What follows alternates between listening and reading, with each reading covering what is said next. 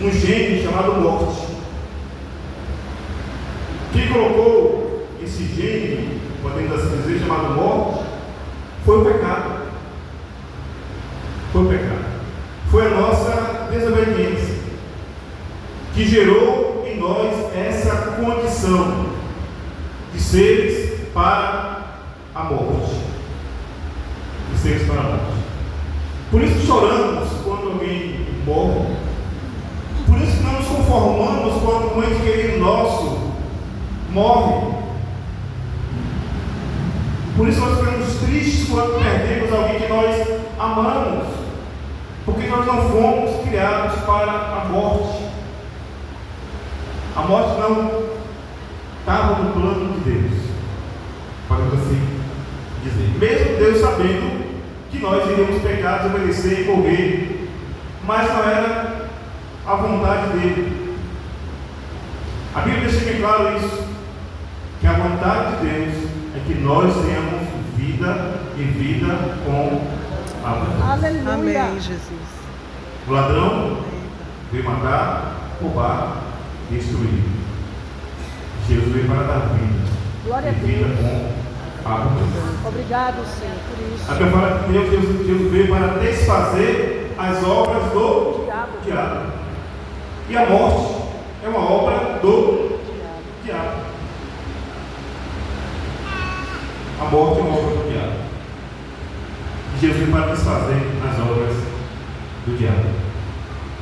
Por isso que Jesus, ele é a vida. Ele é a vida. Portanto, fora de Jesus não existe outra coisa senão morte. Fora de Jesus não existe vida, só existe morte. E a Bíblia fala de alguns aspectos dessa morte. A morte não é apenas um aspecto físico, biológico. A morte tem o seu aspecto espiritual. Morte é separação. Separação. Quando um ente querido nosso morre, nós somos separados dele.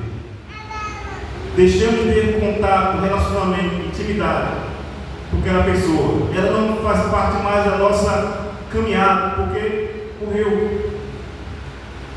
E a morte espiritual é essa separação entre nós e Deus causada pelo pecado. Isaías 59 vai dizer que o pecado faz separação entre nós e Deus. Então, morte é separação. Nós estamos separados espiritualmente de Deus. E a Bíblia fala que o aspecto ainda mais tremendo, mais horrível da morte, que é a morte eterna. A morte eterna. Paulo vai dizer que o último inimigo a ser vencido é a morte. Quando ele fala da ressurreição. Então essa morte eterna, quando o Apocalipse vai dizer, lá nos capítulos finais, quando vai falar da morte eterna, do lago de fogo, que é a segunda morte, essa separação eterna, é viver eternamente separado de Deus. Na nossa mente, nós não conseguimos compreender o que significa eternidade, porque nós somos seres finitos. Então só Deus compreende a eternidade, porque Ele é eterno, Ele está lá na eternidade. Mas nós só conseguimos pensar em termos da nossa finitude. Nós iremos morrer. Mas a Bíblia fala de uma morte eterna, isto é, viver eternamente separado de Deus.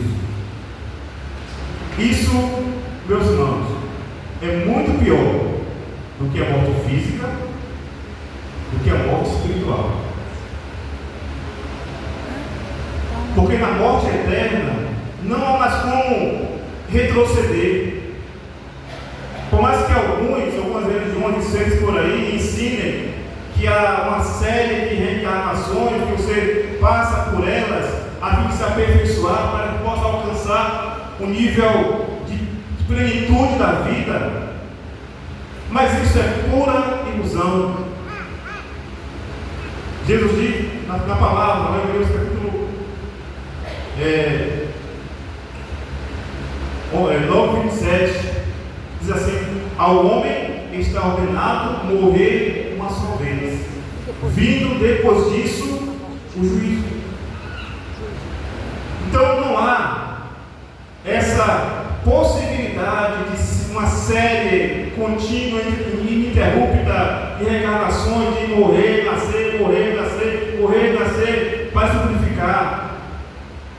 Pelo menos na Escritura, na Bíblia, não ensina isso. Nem tampouco tem na Escritura de que se alguém morrer e você fazer uma reza, queimar uma vela, fazer uma penitência, um sacrifício em favor daquela pessoa que padeceu e morreu, que ela vai alcançar uma vida plena, que ela vai sair do purgatório e vai para o céu, para o paraíso. Do mesmo modo, isso é ilusão. A Bíblia não ensina isso. A Bíblia ensina que ao morrer, o homem ele tem ou vida eterna ou morte eterna. E o momento, o tempo de nós corrigirmos ou consertarmos esse mal que nos afeta, que é a morte, não é quando nós morremos, mas sim enquanto nós vivemos. Então, o tempo de experimentar a vida abundante começa aqui. Lá em João 17, versículo 3, Jesus diz que a vida eterna é esta: conhecer a Deus e a Jesus Cristo. Então, a vida eterna, a plenitude da vida, ela não acontece quando um crente morre, mas ela acontece quando um crente, pessoa, ela crê e confessa a Jesus como Senhor da sua vida. João 3,16, um texto bastante conhecido, diz assim: porque Deus amou o mundo de tal maneira que deu o seu Filho unigênito, para que todo aquele que nele crê não pereça, não morra, mas tenha o quê? Vida eterna. Amém, Jesus. Então, somente quando eu tenho esse encontro com Jesus é que eu experimento a verdadeira vida. É somente nesse encontro com Cristo que eu recebo vida.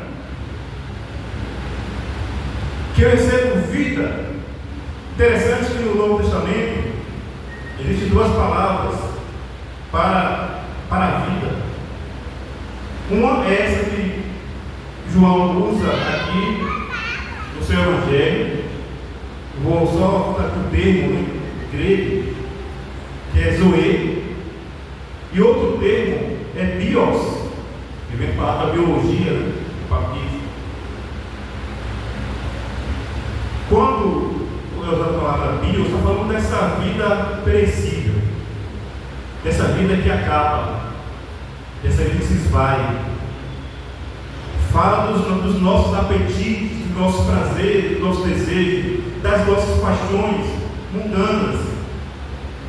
Fala de se alimentar, de ser provido e se sustentar fisicamente.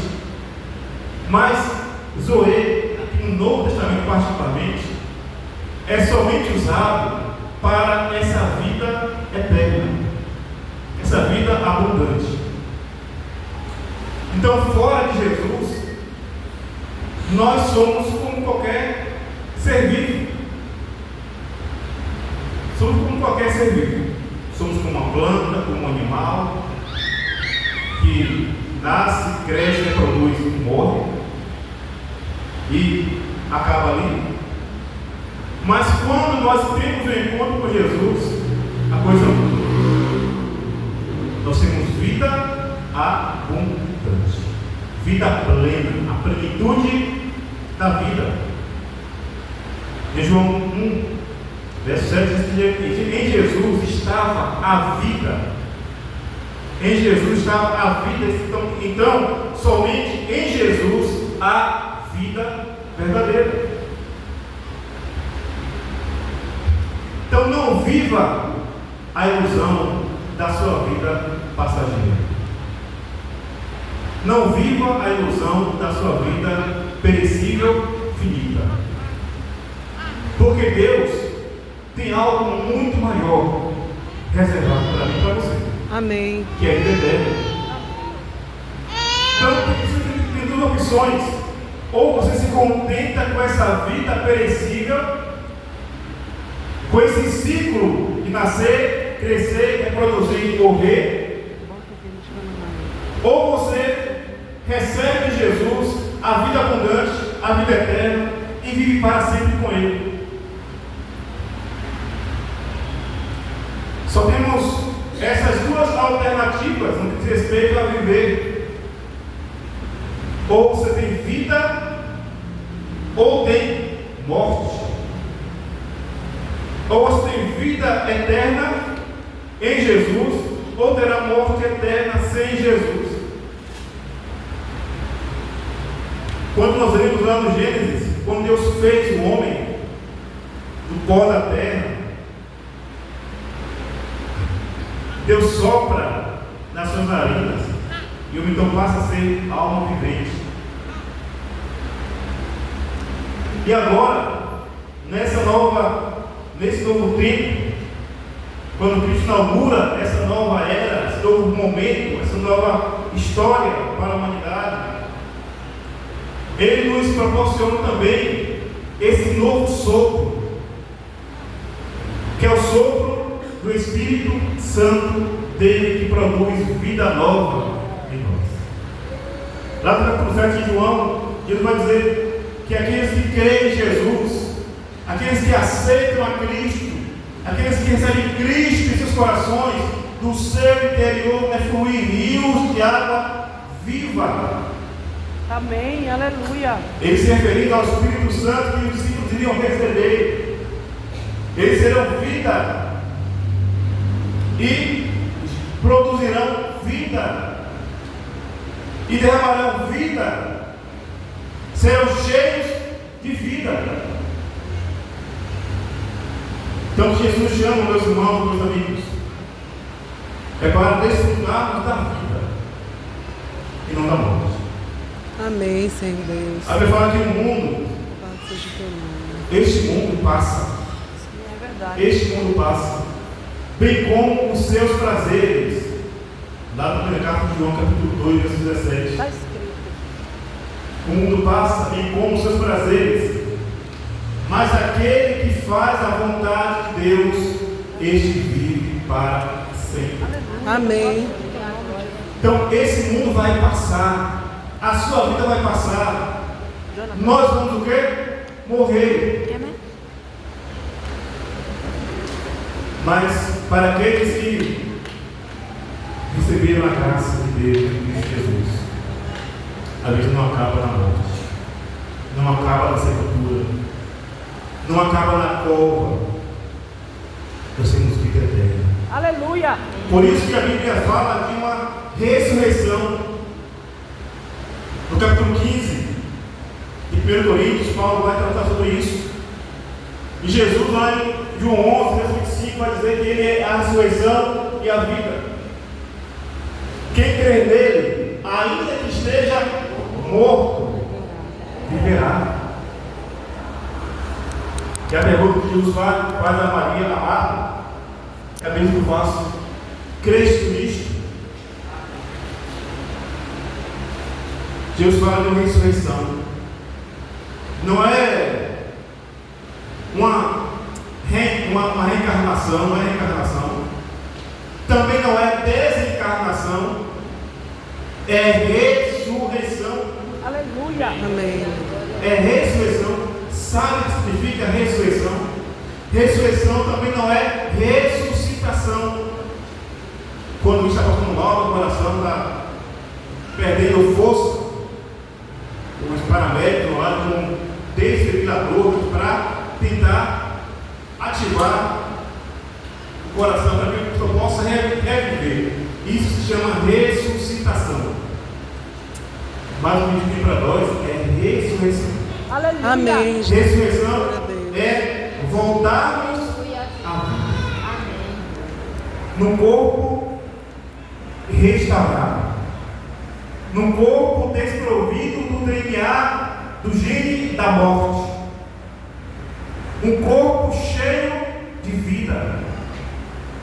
Assim como Jesus, ao terceiro dia, ressuscitou, voltou à vida, em um corpo transformado, em um corpo redimido.